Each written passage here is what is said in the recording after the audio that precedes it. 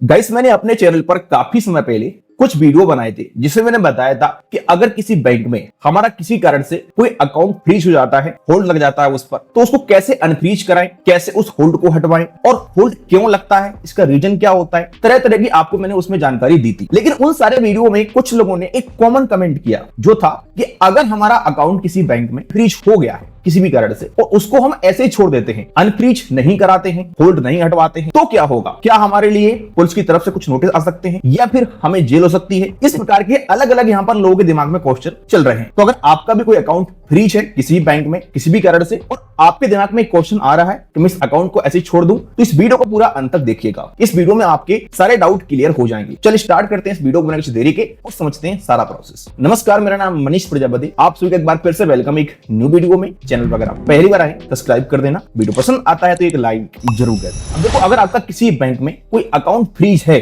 उस पर होल्ड लगा हुआ है और आप चाह रहे हैं कि उस अकाउंट को मैं ऐसे ही छोड़ दूं, तो अकाउंट को ऐसे ही छोड़ने से पहले एक बार अकाउंट फ्रीज होने का रीजन पता करिएगा। अगर हम किसी भी अकाउंट को छोड़ देंगे बिना जाने, तो हमें बाद में बड़ी समस्या बन सकती है, क्योंकि हमारे इंडिया में देखो एक कोई डिपार्टमेंट नहीं है जो अकाउंट फ्रीज करता हो। हमारे इंडिया में कई डिपार्टमेंट है जो कि अकाउंट को फ्रीज करते हैं। सबसे पहली बात तो बैंक खुद ही अकाउंट फ्रीज कर देता है। इसके अलावा साइबर सेल की तरफ से भी अधिकतर लोगों के अकाउंट फ्रीज किए जाते हैं। इसके अलावा कई बार कोर्ट के आदेश पर भी अकाउंट फ्रीज होते हैं। Income tax department account freeze करता है, सेबी भी अकाउंट फ्रीज कर देता है, आरबीआई भी अकाउंट फ्रीज कर सकता है, ईडी या फिर सीबीआई भी अकाउंट फ्रीज कर सकता है। तो कई डिपार्टमेंट है हमारे इंडिया में जो कि अकाउंट फ्रीज कर सकते हैं। तो यहां पर पहले हमें यह पता करना पड़ेगा कि हमारा अकाउंट फ्रीज किसने किया है। अब यह पता आप अपने बैंक से कर सकते हैं। मान लो किसी बैंक में आपका अकाउंट फ्रीज हुआ है, तो वहां पर 3 कंडीशन बनी होगी। पहली बात तो हो सकता है कि आपका कोई फिक्स अमाउंट होल्ड हो गया हो, जैसे आपके अकाउंट में 1 लाख रुपए, 10,000, 20,000, 5,000 जो भी अमाउंट है, एक फिक्स अमाउंट आपका लॉक हो गया होगा।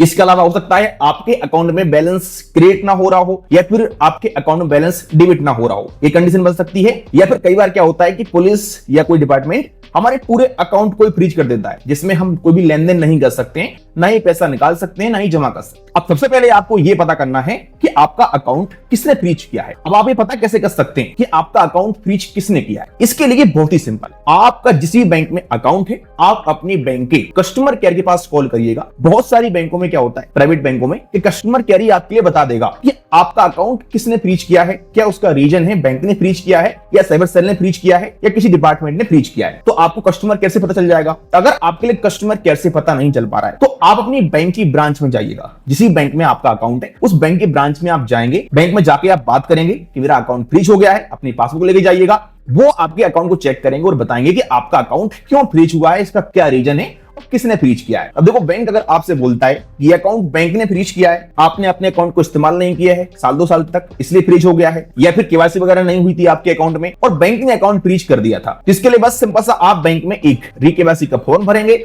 अपना पैन कार्ड, आधार कार्ड का फोटो को भी जमा करेंगे और आपका अकाउंट बैंक 24 घंटे से लेकर के 3 दिन के अंदर वापस से उसको अनफ्रीज कर देगा और आपका अकाउंट दोबारा से चालू हो जाएगा। अगर बैंक ने आपका अकाउंट फ्रीज किया है, तो बड़ी आसानी से यहाँ पर आपका काम हो जाएगा और आपका अकाउंट अनफ्रीज हो जाएगा। अब ये बैंक वाला जो केस है, इसमें आप चाहो तो अपने अकाउंट को ऐसे छोड़ सकते हो, या आपकी मर्जी है, आपका अकाउंट है, आप छोड़ भी सकते हो, उसको अनफ्रीज कराओ ना कराओ। बट अगर बैंक ने फ्रीज किया तो बता रहा हूं मैं। लेकिन अगर बैंक आपसे बोलता है कि आपका अकाउंट साइबर सेल ने फ्रीज किया है या किसी डिपार्टमेंट ने फ्रीज किया है, जैसे कि income tax department, ED, CBI या आरबीआई, तो ऐसे केसेस में आप बिल्कुल भी ये गलती ना करें कि आप अपने अकाउंट को ऐसे ही छोड़ दें। आपको यहां पर एक्शन लेने की आवश्यकता है। अब देखो, ईडी या फिर सीबीआई, आरबीआई या सेबी, इस प्रकार के डिपार्टमेंट होते हैं, ये बहुत ही कम केसेस में अकाउंट फ्रीज करते हैं। मैक्सिमम केसेस में आजकल अकाउंट फ्रीज होता है साइबर सेल की तरफ से। और आजकल अकाउंट फ्रीज होने का एक बहुत बड़ा रीजन ये भी है कि जो लोग फ्रॉड वगैरह करते हैं अलग अलग तरीके से लोगों के साथ, अब जो फ्रॉड का पैसा मार्केट में घूम रहा होता है, किसी के पास आ गया, अब उसने आपके लिए पेमेंट कर दिया, तो कहीं से भी चैन बन के अगर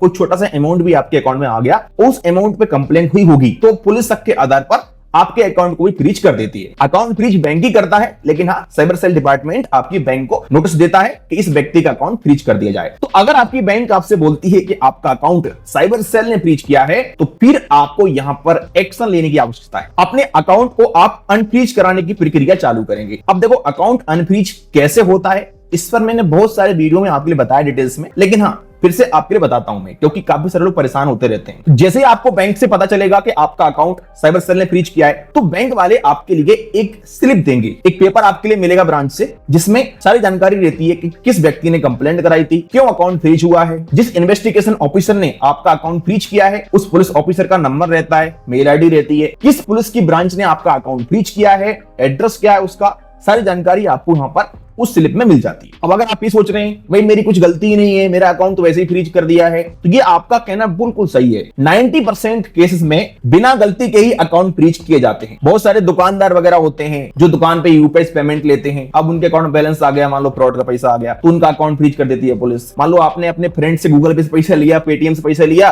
और उसने फ्रॉड किया हो या उसके पास जो पैसा आया वो फ्रॉड का था, आपके अकाउंट पैसा आया, पुलिस आपका अकाउंट फ्रीज कर देगी। तो मतलब 7 लेयर तक अकाउंट पुलिस फ्रीज करती है इस तरीके से चेन बना के।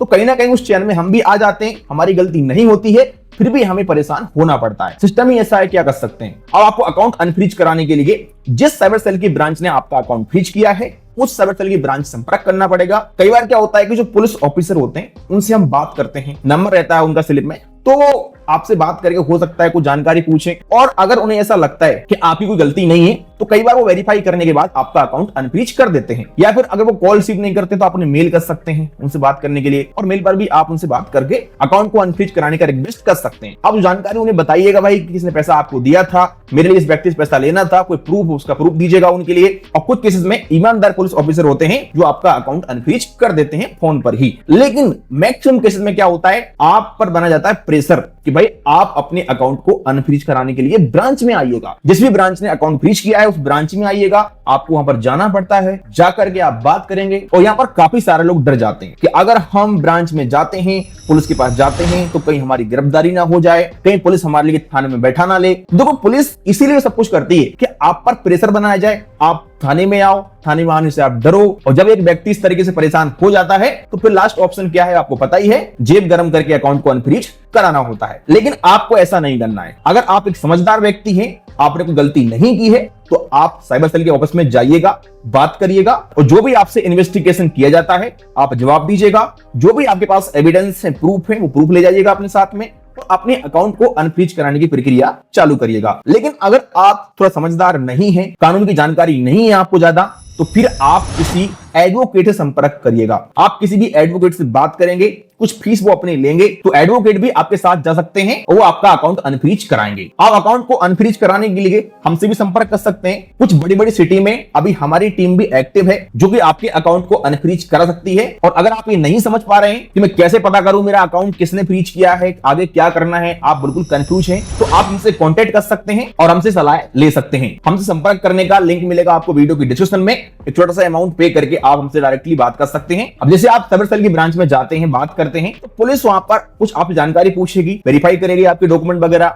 और पूछेगी कि ये पैसा कहां से आया, क्यों आया, आपने किस लिए रिसीव किया था, सब कुछ आप बताएंगे। अगर पुलिस ऑफिसर संतुष्ट होते हैं, आपकी बातों से सहमत हैं, तो वो आपके अकाउंट को अनफ्रीज कर देते हैं। लेकिन अगर आपके अकाउंट को पुलिस अनफ्रीज नहीं कर रही है, आपकी कोई गलती नहीं है, उसके बावजूद आपको परेशान कर रही फोकट में, तो फिर आप किसी एडवोकेट से संपर्क करके न्यायालय में भी आप इसके लिए आवेदन दे सकते हैं, और न्यायालय के आदेश पर भी फिर आपका जो अकाउंट है वो अनफ्रीज पुलिस के लिए करना पड़ेगा। देखो अगर पुलिस आपके अकाउंट को अनफ्रीज कर देती है तो ऐसा नहीं है कि आपका अकाउंट इंस्टेंटली अनफ्रीज हो जाएगा। पुलिस आपको एक एनओसी देगी, उस एनओसी को आपको बैंक में दिखाना पड़ता है। आजकल सिस्टम ऑनलाइन है, तो पुलिस ऑटोमेटिक बैंक के डिपार्टमेंट में एनओसी दे देती है, तो वो आपका अकाउंट ऑटोमेटिक अनफ्रीज कर देते हैं। जैसे आपके लिए पुलिस से एनओसी मिल जाती है, तो आप मान के चलिएगा कि 1-2 दिन के अंदर ही आपका अकाउंट अनफ्रीज हो जाएगा। तो ये पूरा प्रोसेस होता है अकाउंट को अनफ्रीज कराने का। लेकिन फिर भी लास्ट क्वेश्चन ये बचता है कि अगर हम अपने अकाउंट को ऐसे ही छोड़ देते हैं, कुछ भी नहीं करते हैं, मान लो हमारा अकाउंट फ्रीज पड़ा है और हम एक स्टूडेंट हैं, पैसा नहीं है भाई, अब घर वालों को भी नहीं बोल सकते हैं किसके बारे में क्या हो गया, कैसे हो गया, और हमारा अकाउंट साइबर सेल की तरफ से फ्रीज हो गया है, तो क्या कर सकते हैं? यहाँ पर मेरी राय आपको एक ही रहेगी कि इस प्रकार के केसेस से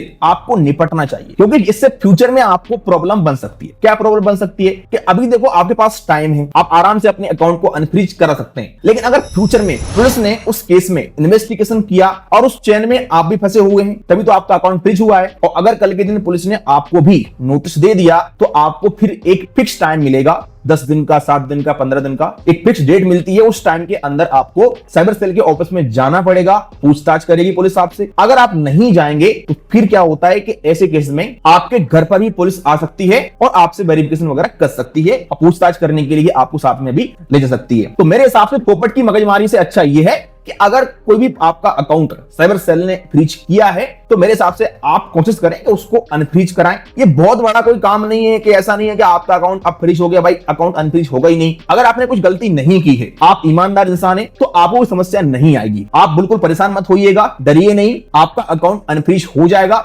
समझ में नहीं आ रहा है अगर आपके लिए खुद से, तो आप किसी अधिवक्ता से संपर्क करिएगा, एडवोकेट आपका अकाउंट अनफ्रीज करा देगा। बाकी अगर आपके लिए कोई एडवोकेट नहीं मिल रहा है तो आप हमसे भी संपर्क कर सकते हैं। बाकी आप लोग कमेंट करके बताइएगा कि क्या आपका कोई अकाउंट फ्रीज हुआ है या फिर नहीं। वीडियो पसंद है आपकी, लाइक करिएगा। चलिए मिलते हैं किसी नेक्स्ट वीडियो में।